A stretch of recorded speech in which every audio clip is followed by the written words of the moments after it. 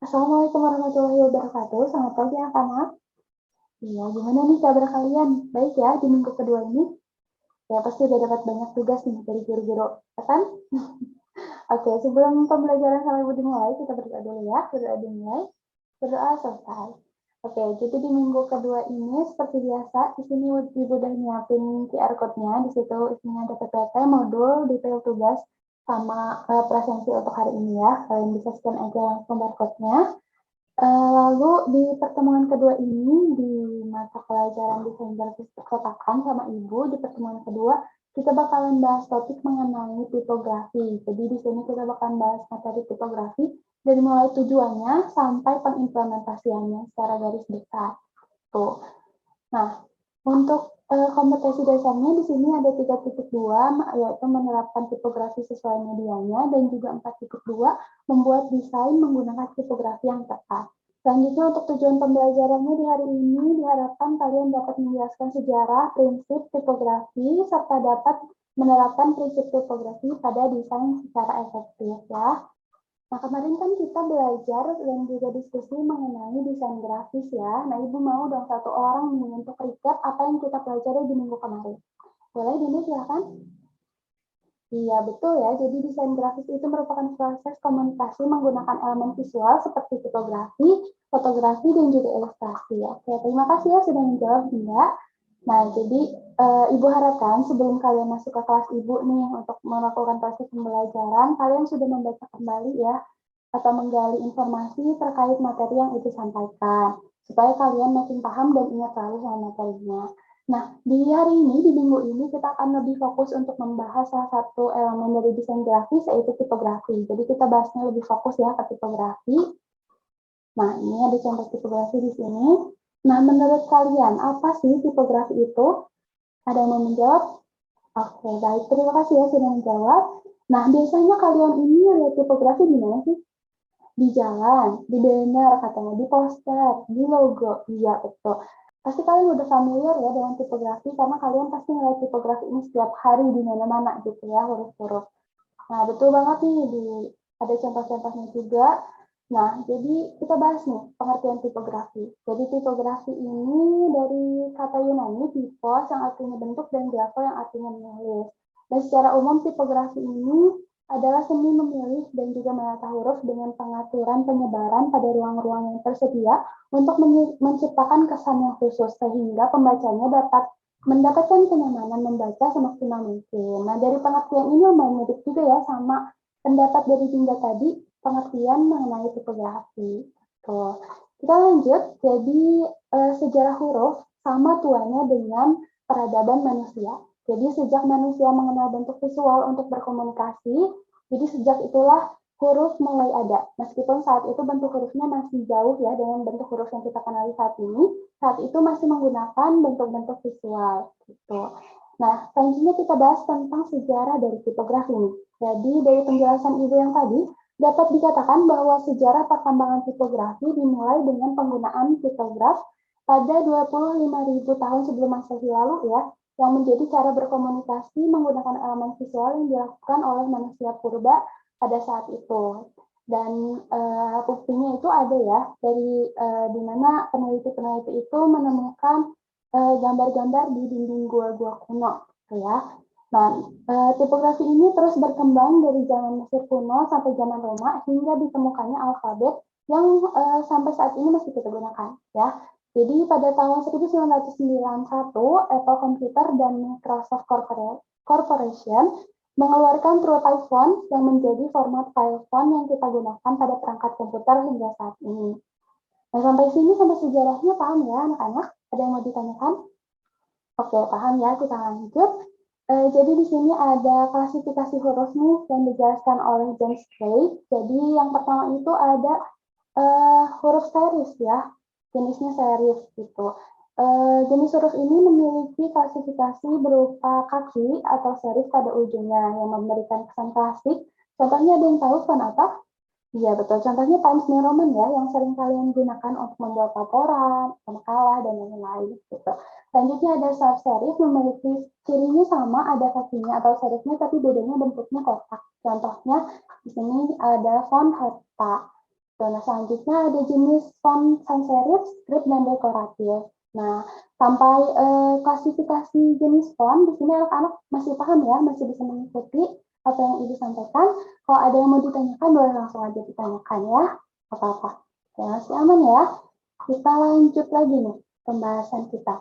Setelah kita mengenal klasifikasi huruf, Ibu mau sedikit diskusi dulu ya mengenai tipografi. Apakah kalian kenal ya sih sama font ini? Nama fontnya apa coba?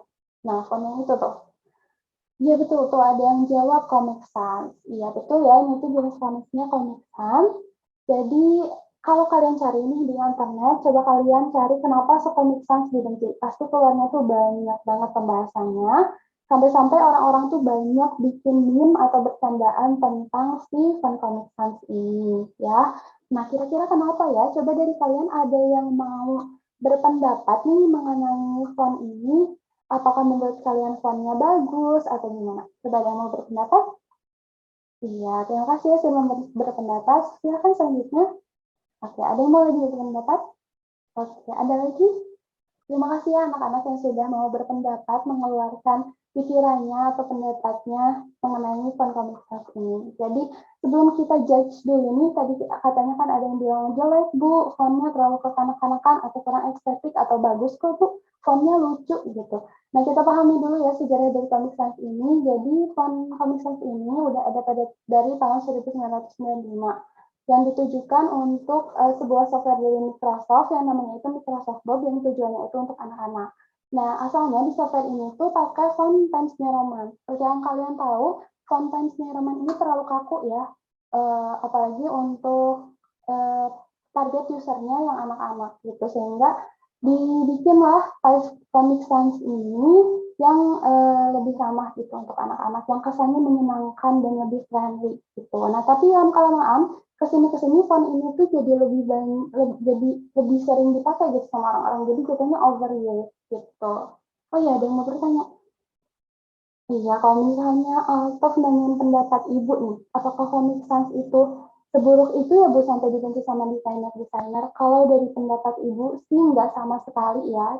Jadi dari yang Ibu baca ini, ternyata font Comic Sans ini adalah salah satu dari sedikit font yang dirancang khusus untuk penderita disleksia atau teman-teman kita yang mempunyai kesulitan untuk menulis dan membaca dan juga membaca. Jadi font Comic Sans ini lebih mudah dibaca untuk penderita disleksia karena spasinya yang relatif lebar dan juga perbedaan tegas masing-masing hurufnya gitu. Jadi terima kasih ya untuk anak-anak yang sudah berpendapat dalam sesi diskusi kali ini. Tadi juga ada yang menanyakan pendapat Ibu, terima kasih ya. Kita lanjut ke pembahasan selanjutnya. Jadi kita akan bahas prinsip-prinsipnya dalam tipografi. Jadi apa saja sih hal yang harus diperhatikan dalam tipografi? Yang pertama itu ada legibility atau tingkat kemudahannya huruf untuk dibaca, tergantung dari tampilan bentuk, fisik huruf, ukuran, dan juga penataan dalam suatu naskah. Nah, ada pendapat kalian mengenai desain yang Ibu tunjukkan di depan ini nggak? Ada yang mau berpendapat? Ya, terima kasih ya sudah berpendapat. Bagus sekali pendapatnya. Jadi di dalam desain ini kayaknya terlalu banyak digunakan typeface gitu ya, sehingga mempengaruhi tingkat kemudahan membaca dan juga kecepatan user dalam membacanya.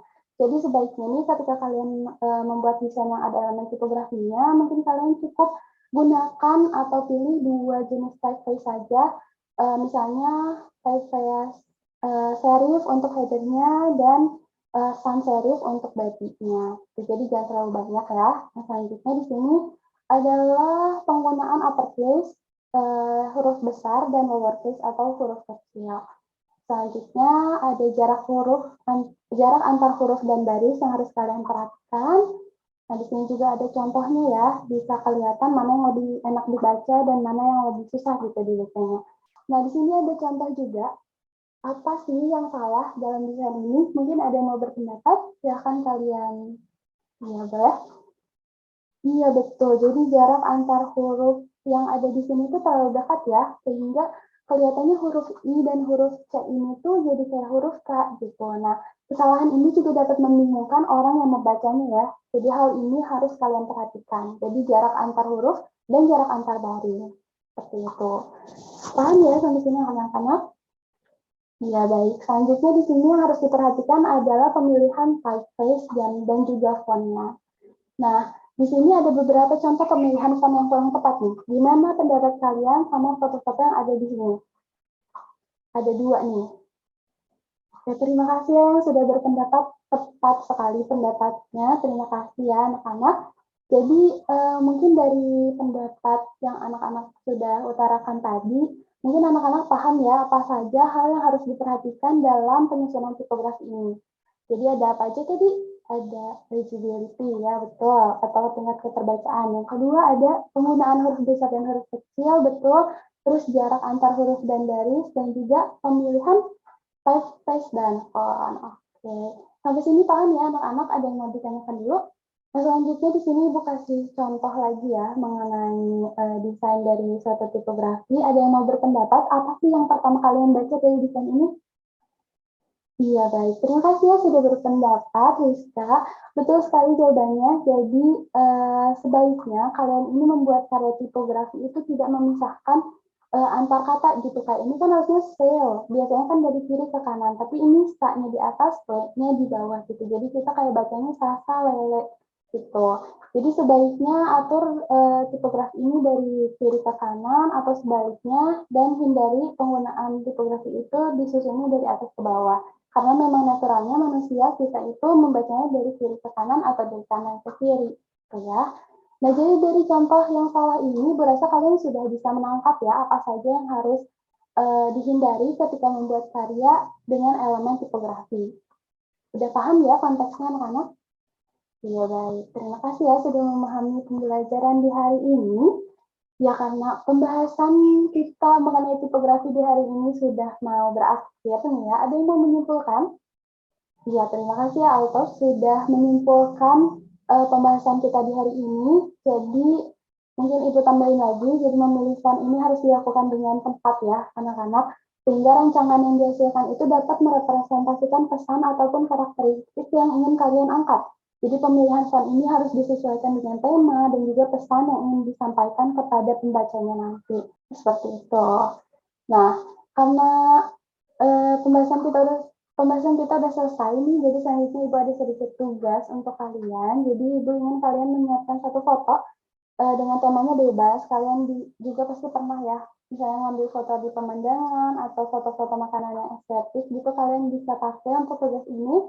Lalu kalian bisa tambahkan elemen tipografi pada foto itu, dan tolong perhatikan typeface yang serasi dengan foto yang kalian pilih, dan juga posisikan dengan tepat, dan juga kalian bisa berkreasi sebebas mungkin.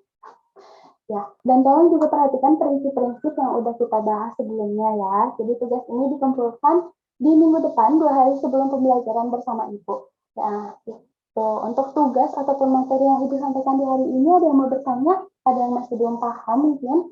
Bisa ditanyakan? Oke, sudah paham semua ya.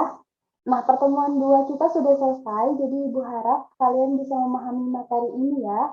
Jika ada yang mau ditanyakan, mungkin kalian bisa langsung chat Ibu aja atau main ke ruang guru ya, ke meja Ibu. Sampai jumpa di pertemuan selanjutnya. Nanti kita akan adakan workshop pembuatan karya dengan elemen tipografi. Terima kasih untuk anak-anak yang sudah sangat antusias mengikuti pembelajaran di hari ini. Tadi sudah ada yang bertanya, ada yang berdiskusi dengan aktif, ada yang debat juga ya tadi. Jadi sampai sini saja pembelajaran mengenai tipografi part 1. Ibu akhiri pembelajaran hari ini. Assalamualaikum warahmatullahi wabarakatuh.